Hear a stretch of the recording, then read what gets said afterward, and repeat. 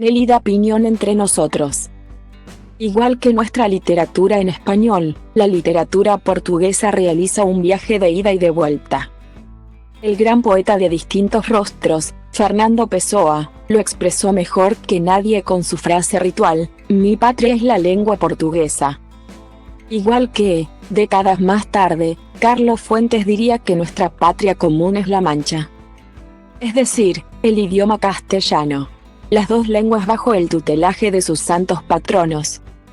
Cervantes y Camões, entre el Quijote y los Lusíadas, uno en prosa y otro en verso. Las dos literaturas han sostenido un pulso constante desde la época fundacional de la narrativa latinoamericana en la última parte del siglo VI. Aunque la novela brasileña nació con mejor ventaja, con la aparición en 1881 de las Memorias póstumas de Blas Cubas, que trajo de un golpe la modernidad y la posmodernidad. Una valiente e ingeniosa aventura que no tuvo lugar entonces en ningún otro país latinoamericano. Machado de Asís creó el desconcierto, como Sterne un siglo antes en Inglaterra con Tristram Shandy. Porque entre otras novedades Blas Cubas cuenta su historia de gracias y desgracias desde la tumba. Igual que lo harán los muertos en Pedro Páramo de Juan Rulfo. Al esplendor de la literatura brasileña agregó su escritura Nélida Piñón, a quien despedimos el año último.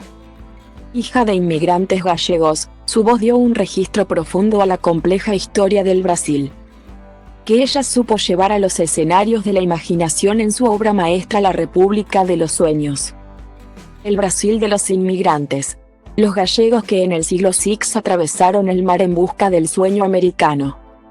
O en busca de hacer la América, no se marchaban hacia Nueva York, o Buenos Aires, las metrópolis socorridas de las incesantes corrientes migratorias de entonces, sino hacia Río de Janeiro, donde ese sueño se teñía de colores misteriosos, las pródigas tierras abiertas a todas las razas. En una mezcla de poderosos deslumbres, la América que se abría, y a la vez se escondía. Entre selvas impenetrables y ríos portentosos, y a la que arriba, a comienzos del siglo XX. Madruga, el personaje de La República de los Sueños, se escapa a los 13 años de su hogar campesino en Sobreira, una olvidada aldea de Galicia, para subirse en Vigo a un barco que lo llevará al Brasil. Así, inicia la aventura de un trasplante que nunca se dejará consumar, y mientras despliega su ingenio hinca su garra para hacerse rico y cumplir su parte del sueño americano, Venancio, su compañero de viaje, que desprecia la riqueza, lo colocará siempre frente al espejo moral. Las raíces de Madruga, escalando sin tregua en medio de los avatares de la vida política del Brasil, son demasiado profundas y poderosas como para que permitan ser arrancadas, y lo que empieza como una huida termina siendo un regreso constante. Del otro lado del Atlántico lo estarán llamando todo el tiempo los antepasados en la voz del abuelo, que sigue en la distancia contándole las historias que componen la tradición gallega. Una tradición de siglos. Y sin esas historias no se puede ser, ni se puede vivir.